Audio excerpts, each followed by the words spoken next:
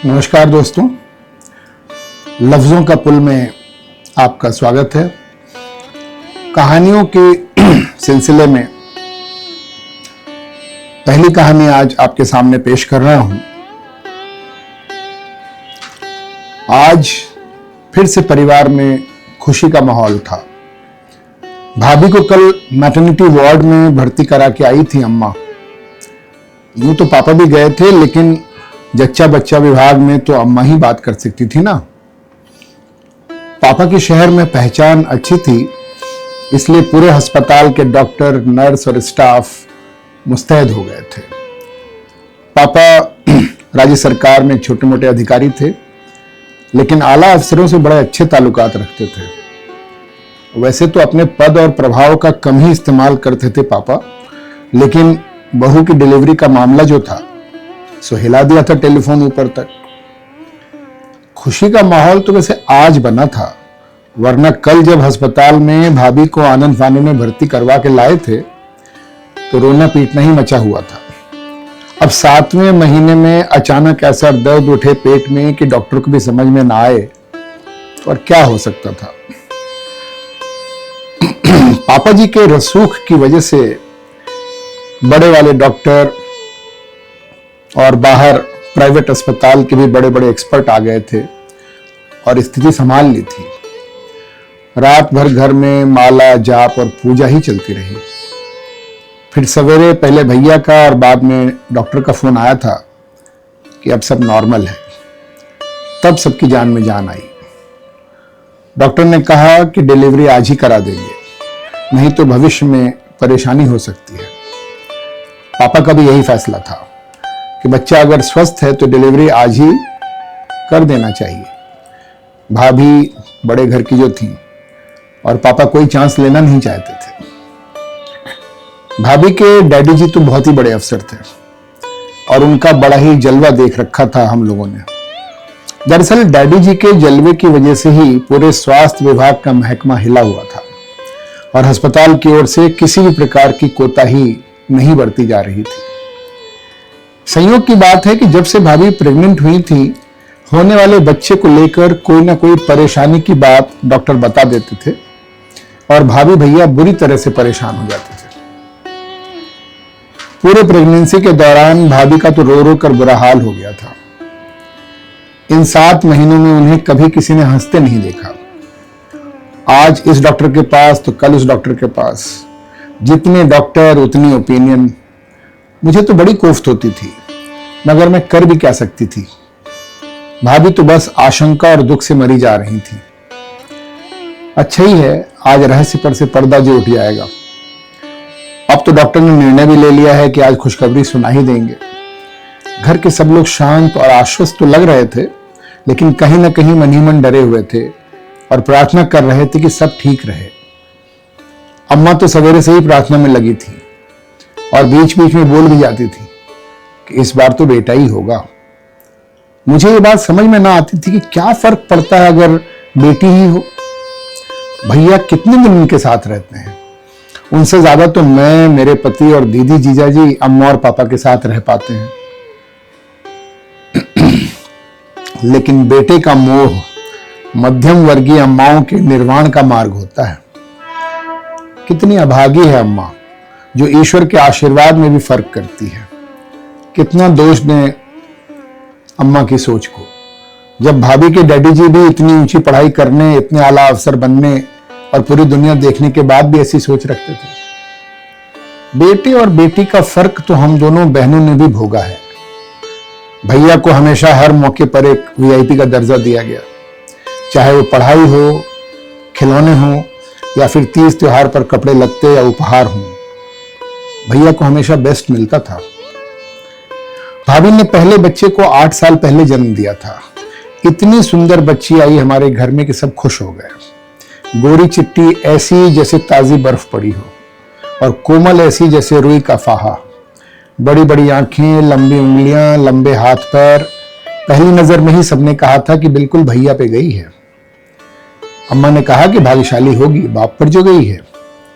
पूरे खानदान में पहला बच्चा, सबकी आंखों का तारा, सबकी दुलारी, सबकी गोद में आ जाती थी। रुंझुन नाम रखा था उसका और भैया ने देवयानी। रुंझुन धीरे धीरे बड़ी हो रही थी और भैया भाभी पर दूसरे बच्चे का दबाव पड़ रहा था। अम्मा को भी शायद पहला पोता ना होने का उतना दुख नहीं हुआ होगा, या फिर ये सोच के संतोष कर लिया होगा कि अगला तो बेटा ही होगा। अम्मा को इस बात से अनभिज्ञ रखा गया था कि भाभी इस बार भी बेटी ही जन्मने वाली है। अम्मा हमेशा भाभी को पैर छूने पे एक ही आशीर्वाद देती थी कि पुत्रवती हो, सौभाग्यवती हो। ना ही भैया भाभी को और ना ही मुझे ये आशीर्वाद पसंद आता था। मैं अम्मा से इस बात पे बहुत लड़ती थी। भाभी को तो बहुत ही बुरा लगता था, लेकिन कुछ न कहती। बहुत ही अच्छे संस्कार पाए थे भाभी ने। आज नवरात्रि की षष्ठी तिथि है। हमारे घर दुर्गा सप्तशती का नियमित पाठ होता है। इस बार कुछ विशेष पूजा भी हो रही है।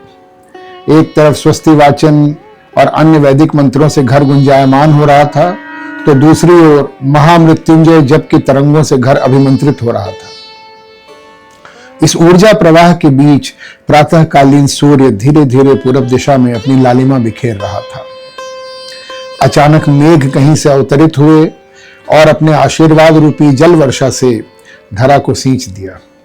सब कुछ जैसे एक शुभ संकेत दे रहा था। अचानक हमारी एकाग्रता को भंग करते हुए फोन की घंटी घनघना उठी। अम्मा तो जैसे प्रतीक्षा ही कर रही थी।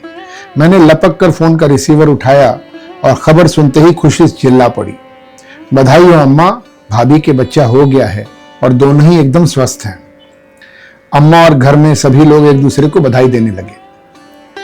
अम्मा तो खुशी में पूछना ही भूल गई कि भाभी को बेटा हुआ या बेटी।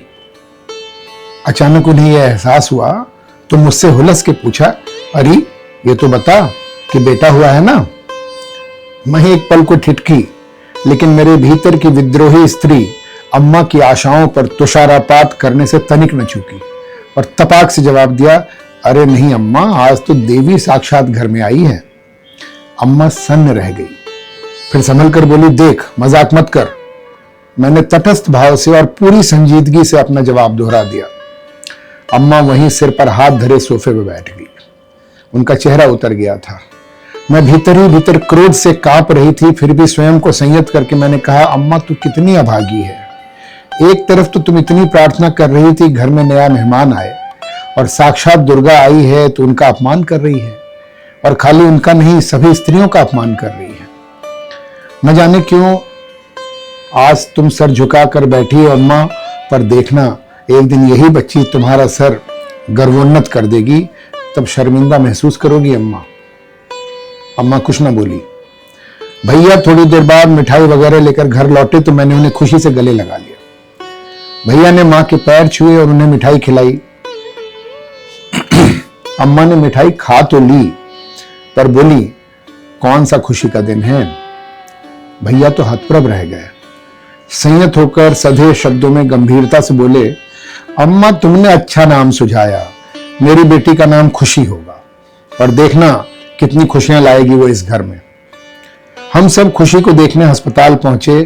कितना रिष्ट पुष्ट गुलगोथना बच्चा पैदा हुआ था। बेकारी भाभी इतना परेशान हो रही थी। सच कहूं तो उस दिन से खुशियां बरसने लगी थी घर में। भाभी ने खुशी का नाम कात्यायनी रखा, नवरात्रि की षष्ठी को जो पैदा हुई थी। भाभी बहुत ही अच्छी और ऊंचे सोच वाली गंभीर स्त्री है। खुशी को जब पहली बार देखा था तो लगा था कि ऊर्जा की स्रोत है ये कन्या। बड़ी बड़ी बोलती आंखें, सुंदर चितवन, लंबी और पतली चित्रकारों जैसी उंगलियां और सुंदर हाथ पैर। बड़ी होकर उसकी प्रतिभा, सृजनात्मकता परवान चढ़ रही थी, और मेधावी कात्यायनी सभी कक्षाओं में अव्वल आ रही थी। पढ़ाई के साथ साथ चित्रकारी, वाद विवाद, खेल कूद और मंच संचालन, हर विधा में अपनी उपस्थिति दर्ज करा रही थी कात्यायनी। भैया भाभी तो फूले न समाते। आज कात्यायनी 26 बरस की हो गई है और सर्जन बन चुकी है। अम्मा 75 की हो गई हैं और चलने फिरने में असमर्थ। बड़ी मुश्किल से ऑपरेशन के लिए कात्यायनी ने उन्हें मनाया था। आज अम्मा के घुटनों की सर्जरी है। ऑपरेशन थिएटर में सर्जन कात्यायनी है और मरीज अम्मा। अम्मा को ये बात पता नहीं थी। लगभग 3 घंटे बाद अम्मा को ऑपरेशन थिएटर से आईसीयू में शिफ्ट किया गया। थोड़ी देर बाद डॉक्टर कात्यायनी मुस्कुराते हुए बाहर आई। हरे रंग के सर्जन के ड्रेस में स्टेथोस्कोप गले में लटकाए हुए कात्यायनी बड़ी ग्लैमरस लग रही थी। बोली, दादी का ऑपरेशन सफल रहा, अब वो जल्द ही बिना सहारे के अपने पैरों से चल पाएंगी। हम सब गर्व से भर गए थे। अम्मा होश में आई तो कहने लगी और एक जूनियर डॉक्टर को आशीर्वाद देते हुए कहने लगी कि भला हो डॉक्टर साहब का, अब मैं फिर से अपने पैरों पर खड़ी हो सकूंगी और फिर से चल सकूंगी। जूनियर डॉक्टर ने जवाब दिया, अम्मा आपका ऑपरेशन मैंने नहीं बल्कि डॉक्टर कात्यायनी ने किया है और आपका ऑपरेशन बहुत ही सफल रहा है। अम्मा अवाक रह गई और आंखें झुका ली। उनकी आंखों से आंसू बह रहे थे और वो उन्हें रोकने की कोशिश भी नहीं कर रही थी। कात्यायनी उनके सिर पर हाथ फेर रही थी और अम्मा कात्यायनी का हाथ पकड़कर सुबक रही थी। देवयानी और कात्यायनी इस घर की दो होनहार राजकुमारियां थीं, जिनको भैया ने राजकुमारों की तरह पाला था। कभी किसी चीज की कमी न होने दी। अच्छे से अच्छा स्कूल, बेशकीमती कपड़े लत्ते, नौकर चाकर, खेल कूद, सैर सपाटा और मनोरंजन के साधन, हर चीज अव्वल दर्जे की उपलब्ध कराई भैया ने दोनों बेटियों को। आजकल की तमाम उच्छृंखल लड़कियों से बिल्कुल अलग, बहुत ही संस्कारी और जमीन से जुड़ी लड़कियां थी देवयानी और कात्यायनी। भाभी की उत्तम परवरिश का नतीजा थी दोनों, और उनकी गरिमामय व्यक्तित्व की छवि दोनों बेटियों में झलकती थी। विश्वविद्यालय में टॉप पोजीशन लाने के बाद भी भाभी बीए के आगे पढ़ न सकी थी, क्योंकि डैडी जी ने उनका ब्याह कराना उनकी पढ़ाई से ज्यादा जरूरी समझा था। मेरे भैया ऊंची नौकरी पा चुके थे और जब भाभी के यहाँ से प्रस्ताव आया तो हम लोग खुशी से फूले न समाये। आनंद फानंद में शादी हो गई थी। बड़ी अच्छी जोड़ी है भैया भाभी की। भाभी को आगे पढ़ाई न कर पाने का आज तक अफसोस है। वो प्रोफेसर बनना चाहती थी, किंतु रुंझुन उनके जीवन में बहुत जल्द आ गई और फिर वो गृहस्थी में पूरी तरह रच बस गई। इसलिए उन्होंने अपने जीवन का एकमात्र ध्येय बना लिया था कि किसी भी हाल में उनकी बेटियां उच्च शिक्षा ग्रहण कर ऊंचे ओहदों पर काम करें और अपने पैरों पर खड़ी होकर अपनी पहचान बनाएं।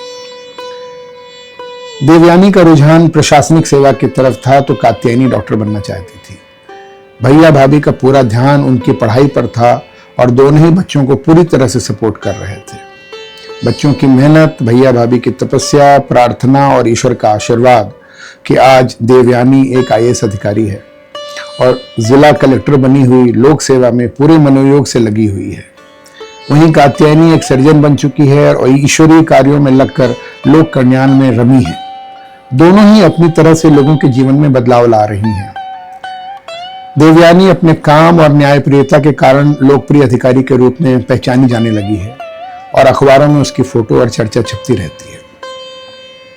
आज एक पुलिस अधिकारी देवयानी से मिलने आया था और देवयानी द्वारा अम्मा का परिचय कराने पर नमस्ते के बजाय उन्हें भी आदतन एक कड़क सल्यूट दे दिया। आशीर्वाद देने के बजाय अम्मा खुशी और गर्व से रोने लगी। कहने लगी कि देवयानी और कात्यायनी ने हमेशा बेटा होने का एहसास दिलाया है। अब अम्मा को पोता ना होने का अफसोस नहीं है, बल्कि बहुत गर्व करती हैं और उनकी तारीफों के पुल बांधती रहती हैं। अचानक अम्मा अस्पताल के बेड पे पूछ बैठी, अब क्या पुत्रवती की जगह पुत्रीवती का आशीर्वाद देना ठीक रहेगा? हम सब एक साथ हंस पड़ी थी। धन्यवाद।